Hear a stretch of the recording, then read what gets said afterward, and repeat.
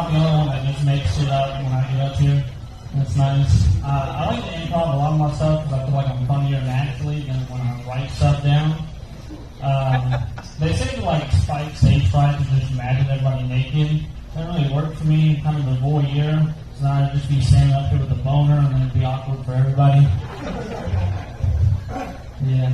I think voyeur is kind of a weird term because it's basically just a fancy way to say pervert. Anyway, my mom's here tonight. I think it'd be a lot funnier to tell that bit with like an inflatable dildo, like if you pumping it up, like I'm like doing the intro. We'd probably make that bit a bit funnier. So anyways, I'm Alex. You know, I'm a white guy. Just waiting for all that privilege to kick in someday. Right now my strategy is basically just being unemployed, mooching off my girlfriend. And then whenever she gets fed up with that, kicks me out, I just move on to the next one. It's working out so far.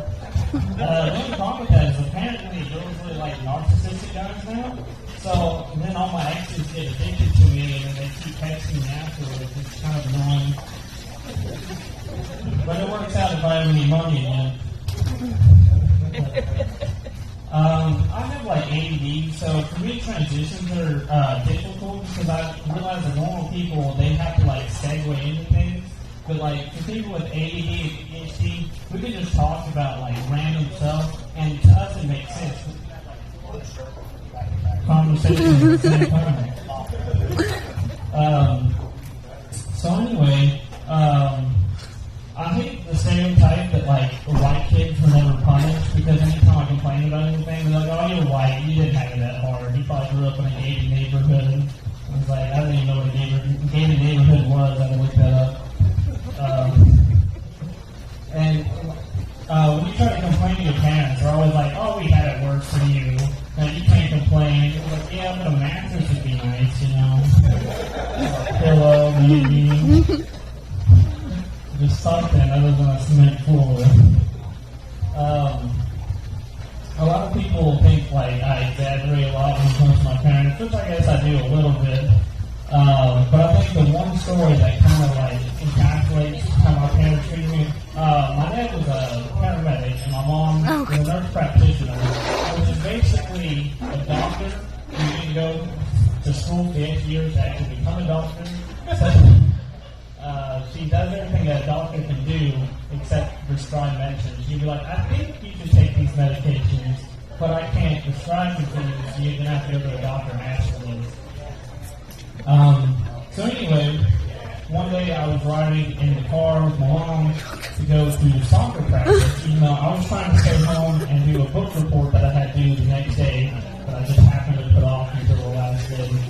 And so she's like, "No, us Rutledges, we have to show up to soccer practice. If you made a commitment to this team, you're going to show up." And so, of course, I was on a huge fit, did not want to go. I wanted to finish my book report before tomorrow. And so we get in an argument, and I'm like, "I really think the book report is more important than this one soccer practice." And she ended up saying something along the lines of, "Well, your opinion doesn't matter to me." I was like, "Oh, okay." So I unbuckled my seat, opened the door, and I got to jump out of the car. And I wasn't thinking, "Oh, I'm going to kill myself," because my mom, I was thinking, "You know, the grass doesn't look that far. I think I can hit it and like roll, and I'll be okay." But what I didn't realize being a teenager is that breakdown lane is able to fit an entire car. And so it's not like a foot like it looks like when you're driving.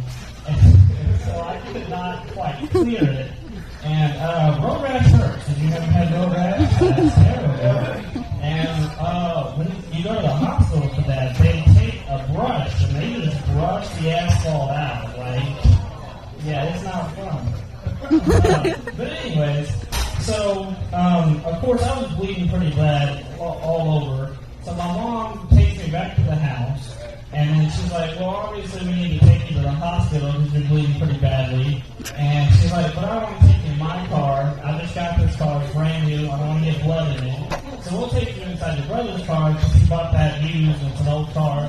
So then my brother's like, wait. I don't want to get blood in my car. Why do I have to take him in my car? And so she's like, "All right, we can go get towels." So my brother goes in, grabs some towels, and then he brings it out. And my mom was like, no, not those towels. Let's not get towels. I'm, bleeding, like, whatever. Oh my goodness. So my brother goes in, gets a bad towel to get in. I end up going to the hospital, and then my dad comes in there, and he throws the book down. He's like, "You got plenty of time to finish your book report now."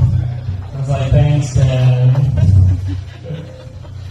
So, with my parents both being like paramedics and a nurse practitioner, it was very hard to have 6 days at school because they knew if I was faking. Actually, going to the hospital at all was kind of a treat. Because one time I broke my arm, and my dad didn't believe me. He's like, "Oh, you're just being dramatic." And so I had to sit through an entire church service, with a broken arm, crying. And my dad's like, "Suck it up, you better be quiet. Why don't you want to clean the door?" I'm stopping crying. I give you something to cry about. It's grade 8 parenting. Anyways, so I'm really good at faking sickness. So if you ever want tips on how to fake a fever, I can give you a little bit of pointers. Apparently all you have to do is breathe on the thing, put it up your butt, and then put a bag in your mouth. It gets real hot that way.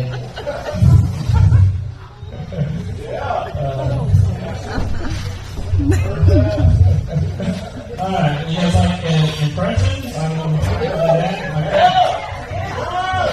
Well, that's too bad. That is my father. Then I'll do this one. He has other famous lines like, "You're a disappointment, son," and stuff like that. I didn't pay for you to go to college to be a stand-up comedian. He didn't pay for me to go to college anyway. COVID was fun, right? I was in high school, graduating high school when that happened, so I didn't get any high school experiences whatsoever. But that's mostly just because I was a loser, not due to COVID. But I never got invited to a high school party, and we didn't have prom, and I didn't have a graduation either. They did like a fake graduation where they recorded, they had 2 weeks. You had to schedule the time to walk across the stage, and they just recorded that, and they played it and act like everybody was there at the same time. It was like the dumbest graduation you can have. And then I think they did prom over a Zoom call, just because girls already bought their prom dresses and wanted to show them off. So okay, we'll do a Zoom call so you can show off your prom dress. I don't know who actually showed up for that, but that was somewhat successful. And then I was in college when the actual pandemic hit. So of course after paying my loans for college, it's like, "Oh, by the way, college is canceled, go home. Too bad about all that money and all the certifications you're supposed to get. Good luck succeeding in life."